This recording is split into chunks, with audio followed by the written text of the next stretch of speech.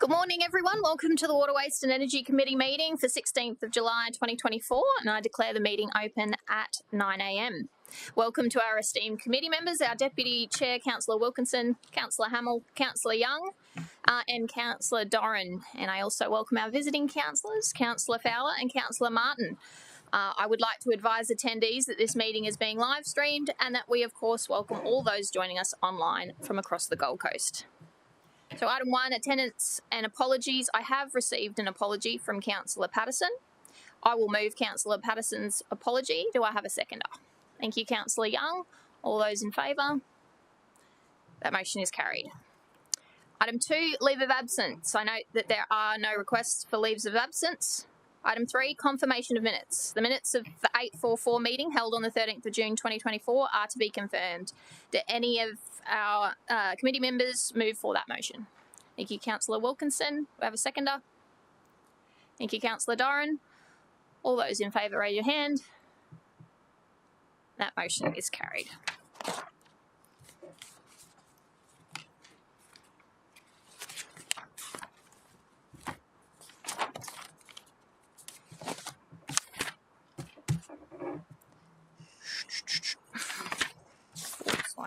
Okay. Item 4, conflict of interest declarations. Do any councillors have a conflict of interest to declare against any of the items in today's agenda? No? Excellent. Moving to item 5, committee forward planning schedule. So we have a forward planning schedule which is included as a start item. If there are no questions regarding the schedule, we'll deal with it in start items. Okay, excellent. So moving on to start items, I note that 5.1, 6.1 and 6.2 are starred. There has also been advice from the EGM that 6.4 is purely a procedural update and can also be starred unless anybody from the committee would like to hear about that update. Okay, excellent. So to confirm, 5.1, 6.1, 6.2 and 6.4 are all starred. Mover in Councillor Young. Do I have a second? I think Councillor Wilkinson. All those in favour? That motion is carried. Excellent. So moving to the unstarred items, we have 6.3, the Material Collection Initiatives Report, and I welcome Alex Graham, Executive General Manager, to present. Thank you. Thank you, Chair, and I'd like to invite Christy Otts to come out and present this item. We have, as you would have been presented with at a previous committee, a range of initiatives through our Waste and Resource Recovery Services program, and this report will go into detail around how we're tracking with some of those specific initiatives. And another purpose for this report is also that we will be bringing other papers later in the year that might relate to some of these items for approval as well. So over to you, Christy. Thank you and good morning, councillors. So before we jump into the current state, I thought I'd give some of you just a bit of an overview on the last 10 years of collections, given we have a new cohort with us. Over the last 10 years, collections has been an ever-changing industry.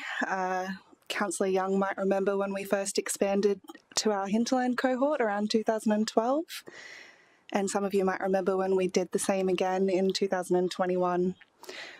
We've also introduced public place recycling, firstly with Surfers, Broadbeach and Southport, before moving down the coastline from Point Danger up to Main Beach in 2022. We've changed a 100% landfill bulky curbside collection to an on-demand curbside collection, which now recovers about 67% of material. And of course, the milestone rollout of over 70,000 green organics bins, which occurred last year, which started with an opt-in service for urban-only customers about 10 years ago. And as you can see down there, our waste kilogram per household target, which we aimed to reach 680 kilograms per household this year from a baseline of 737 in 2015, we achieved, I just got a lot louder, my apologies. We have achieved that. And I can confirm that the 24 data is actually 579 kilograms per household. So those initiatives are clearly working to achieve something. Let's move into the current state. So from July 1 this year, the new collections contract came into effect. The immediate impacts of that contract are an increase in the collection fleet, changes to days of service to reduce traffic and congestion, and the ability to flexibly introduce new services or expand current service areas. The expansion of the green organics bin to standalone dwellings between 25 metres squared to 5,000 metres squared is now complete, and we've diverted an additional 9,000 tonnes per annum from landfill. Our next steps for that one are investigating further expansions into our medium density areas. In 2025, we're looking to expand the service area of our commercial food organic service, which will align to the continued trials of high-rise MUDS recovery for food organics. Currently, we have phase 1 of that trial in place, which is between Division 10 and Division 6, so within our existing commercial food organics recycling areas. The current on-demand bulky curbside contract has been extended until March 2025 so that we can understand what we need from the next tender to ensure that it continues to increase resource recovery, but also so that we can increase the customer base, because at the moment we are limited in terms of the properties that we can collect from for that service. The Queensland Containers for Change refund scheme, which some of you will be quite familiar with, which is operated by COEX, has expanded last year to accept wine bottles and spirit bottles, which some of us are quite thankful for. This, combined with the move away in the packaging industry from glass to plastic, has actually seen a significant drop in the glass materials that we see in our curbside recycling and waste bins. As an example, in the curbside bin, from 2021 audit data, we've gone from 1.9% of that down to 1.4%. When we look at MUDs, so our high-rises, the drop is much more significant. We've gone from 6.6% down to 3.4%. Interestingly enough, in 2022-23, COEX also reported a profit of over $46 million. COEX is a non-for-profit government organisation, so they have within their structural policy the requirement for profits to be put back into waste and resource recovery initiatives. We have been working with them for over the last year to understand new pilot materials or developments that they're proposing to increase resource recovery. To be frank, those pilots have not actually delivered any improvements to the community so far. And as part of this paper, we are recommending that Council speaks to the relevant minister to look at the redistribution of COEX profits to local governments for resource recovery initiatives. In terms of glass, because there is quite a low percentage of it in our curbside bins, we haven't been looking into a fourth bin for customers. Instead, we've been focusing on our MUDs, our high-rises and medium densities to understand the constraints that they have for services. So I'm not sure if any of you live in an apartment complex, but if you do, or when you've visited a long-term stay, you might find that when you go down to the waste management area, it's quite constrained. There might be 1 or 2 bulky bins, always a waste, sometimes a recycling if you're lucky. And what that means for the customers who live in those buildings is, as our industry changes and we have to start penalising people for generating more waste, those customers are actually at a disadvantage because their buildings were made 20, 30 years ago, or even sometimes they were made yesterday, and the developers did not prioritise the waste management areas for resource recovery. Now, while that might mean that you get an attractive purchase price, as you live there, your body corporate costs rise because your waste management becomes harder to provide. So what we're looking at for MUDs in terms of glass recovery are glass crushing machines. They're about the size of a small fridge. You take your glass bottles down there, now including your wine and spirits. You pop it into the machine, which reads the bottle that you pop in there, and the body corporate actually gets the container refund. So It can not only be cost neutral, because of course there is a higher fee for these machines, but it can actually be profitable for the body corporates, and the material comes out as clean crushed glass, which goes straight to Visy. That leads us to where else we can help these customers, and that sits within education and behaviour change programs. At the moment, we have been successful in receiving some state government grants, and we've got another application in train for more grant funding, which will provide new programs like contamination management for the green organics bins, outreach at local community events and sporting events, upsize recycling bin promotions, new education campaigns, and a new national recycling information platform. Our next steps are to continue focusing on expanding our services and their footprints, make sure that we're auditing our waste streams to ensure that we're providing customers with the right services rather than the services that we think they need. A real focus on service education. That's both what we call behaviour management, which is just reminding customers of the things that they already know, what you should be putting into your recycling bin, for example. And others are actually behaviour change, which is when we launch new services, teaching them how to use those services and why. And ideally, advocating to state government for the redistribution of COEX profits back to councils at the percentage that they are achieved, so that those councils can implement new waste and resource recovery initiatives with that funding. So before I read out the recommendation before you, do you have any questions? Councillor Doran and then Councillor Young. Thank you, Chair. Thank you for the report. What is the state government's current plans, or have they articulated their plans for that COEX money? What we want them to redistribute it back to where it came from, but what is their intention with that money? When Containers for Change, through you, Madam Chair, was conceptualised, the premise of the additional profits, if there were any, was for it to go back into resource recovery initiatives managed by COEX. The last initiative they brought us was a bespoke design for public place bins. It was a unit which was to attach to our existing infrastructure to allow customers just to put the containers straight in there and for those to be collected by people and then the refund is achieved. As you can understand, that doesn't necessarily guarantee increased diversion, but we also did not take up that product because the risk assessment showed there was a significant liability to councils for risk of sharps. So that's where we're at with that. Can I just ask a quick follow-up?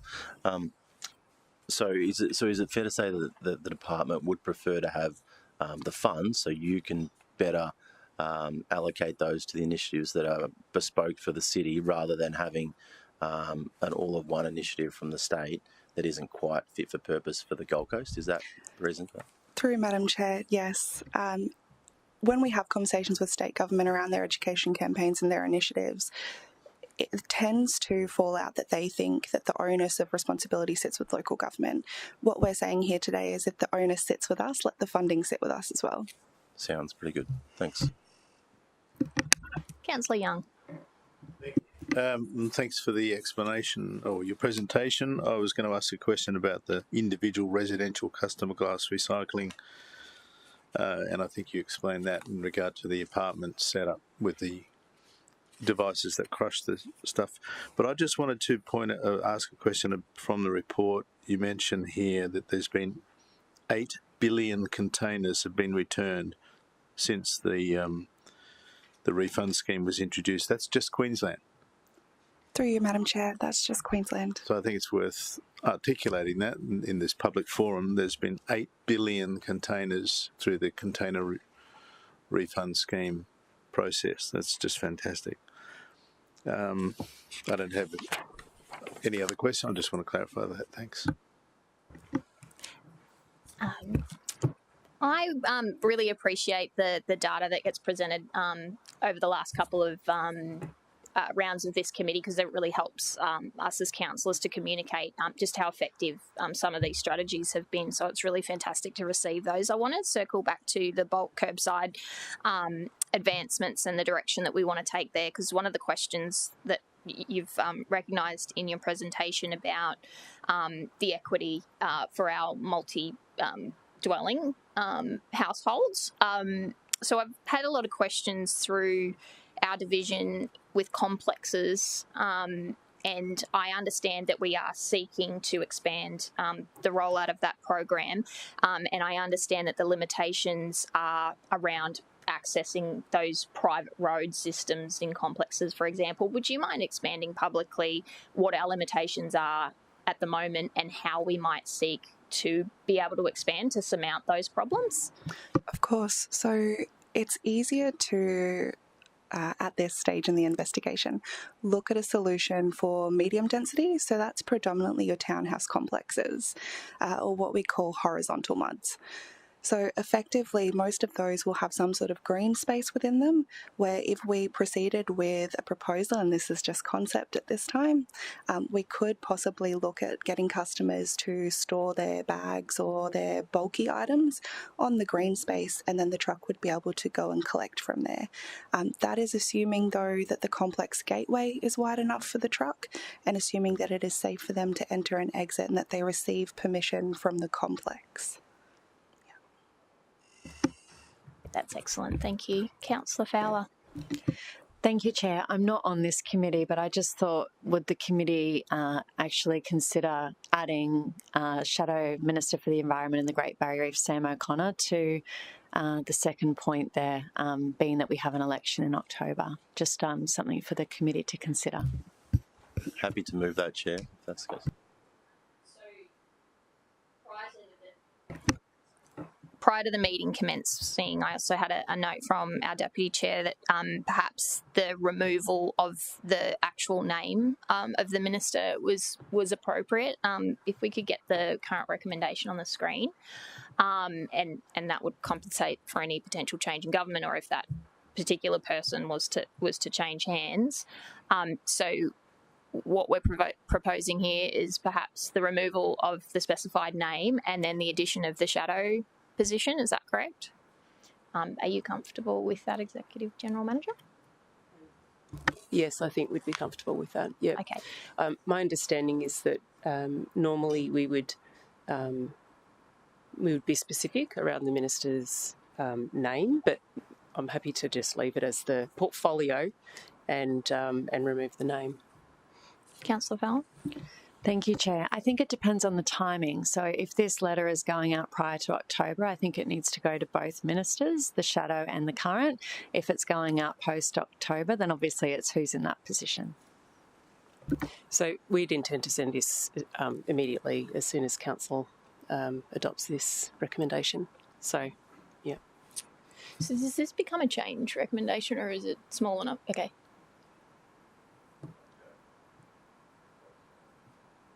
Councillor Hamill.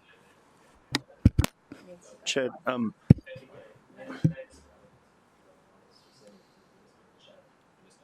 sounds good. I had a question about the glass crushing machines and the Visy collection of those. So expanding that out is good, but that comes with the limitation that Visy only have so many front lifts in the city to be able to do that service with to collect those. We've got the exclusive waste areas where we've got pretty strict requirements about what time trucks are in and out by. So has there been discussion with Visy yet if that service is expanded, or we wish to, are they actually geared up to collect those bins? So through you, Madam Chair, the service is called Bottle Cycler. It already exists throughout the city, predominantly in commercial. So the Star, most of your surf clubs, those sorts of institutions already have them. The collection isn't done by a Visy truck, to my understanding. Bottle Cycler, the company, takes the material and has a direct agreement with Visy for that material. So yes, if we went citywide, and we're not actually advocating to take on this service, we're advocating to, I suppose, add the service to our portfolio of high-rise services that we recommend to building managers. But if we were to recommend that this be a citywide service, we would have to review truck movements. Yep.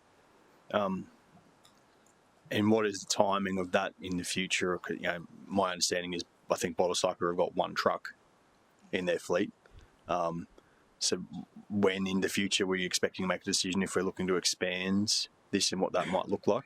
So the trial starts this month. It's in divisions 4, 10 and 13, and it'll run for 6 months. So we won't be making any recommendations until next calendar year. And do the same requirements apply in terms of timing of that truck getting in and out of the exclusive waste areas? Yes. Yep. One more question. I wanted to double back again to the bulky curbside because I heard that we're expanding the current contract out to 2025 so that we can, and then we're going to explore how it can be expanded. Does that mean that there is no opportunity for additional services until after 2025, or can they be implemented within the current contract? So the extension has already been to council.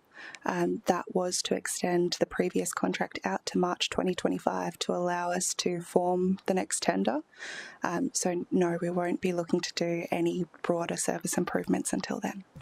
Thanks for that clarification. Councillor Hamill. Chair, page 50 of the report discusses future activities that will be included. So bin inspection programs to reduce green organics and contamination, targeted customer notices for incorrect bin use, new technologies. But I was interested at the bottom point is exercise of existing penalties for repeat misuse of services.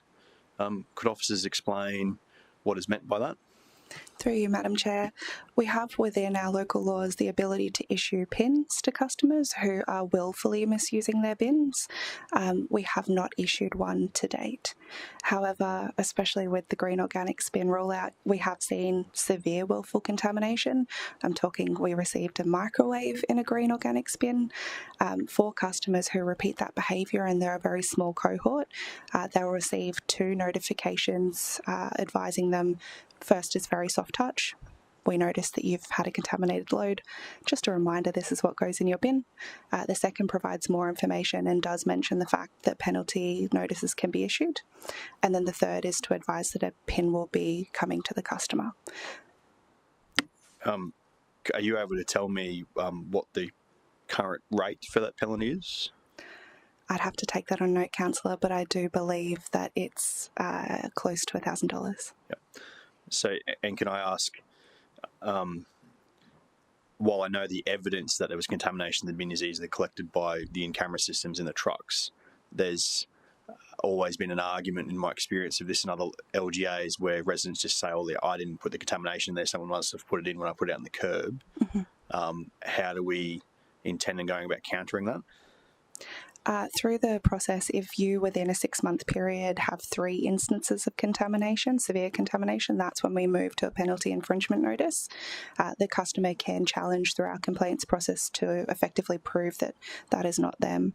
However, if it is isolated to their bin within their suburb and their street, I think they'd have a hard case to press. Agree. Very good response. So just as a follow-up, you noted that we haven't got to an infringement. Have we had any 2 warning situations? Yes, we have. Okay. Councillor Wilkinson. Thank you, Chair. I had a bit of a follow-up to both Councillor Hamilton and yourself. Just in relation to those warnings that have been issued, have we got a figure as far as that's concerned? How many people have been issued with that warning for contamination? And if so, how are they notified? Is it a written response? Is it a sticker on a bin? What does that actually look like to issue that warning? So through you, Madam Chair, we do keep a record of the notices issued and happy to send that through to councillors. In terms of contamination pickup, there's 2 methods. So one is if the truck driver notices the contamination before they empty the load, they will put the bin back down, put a sticker on it that effectively says to the customer, your bin is too contaminated to collect. The second is if they're in the process of tipping the load and they notice the contamination, then they flag that through the JTRAC system. That comes through to report to council officers, and we issue out, the first is a postcard, it's quite colourful and engaging. The second is a postcard accompanied by further information, and the third is a letter format. Councillor Young. How many of those notices are normally just sent per month or per annum? Through you, Madam Chair, I can return to the councillors with the exact figures, but at peak we've had about 50 in 1 week. Thank you. Thanks, Chair. If there are no further questions on this item, I might seek for a mover. Councillor Doran, seconded by Councillor Castro. Would you like to open debate, Councillor Doran? Thank you, Chair. I'll just speak to it briefly.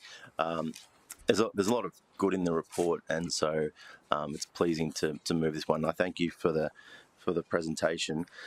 Especially note again, Councillor Young calling out the 8 billion containers that have been collected is a great news story.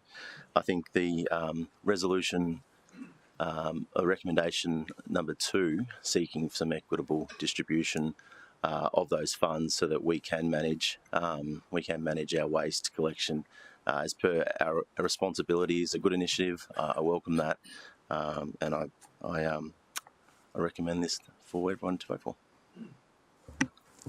Would anybody like to speak against? No, and I'll take that as your close. Excellent. So I'll put the motion to you.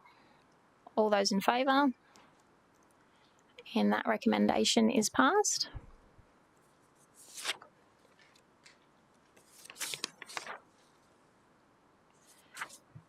And that was our only unstarred item for today's agenda. So I will move to general business, of which I'm not aware of any. Nothing from the floor. Awesome. So that brings our meeting to a close at 9:26. Thank you for your attendance.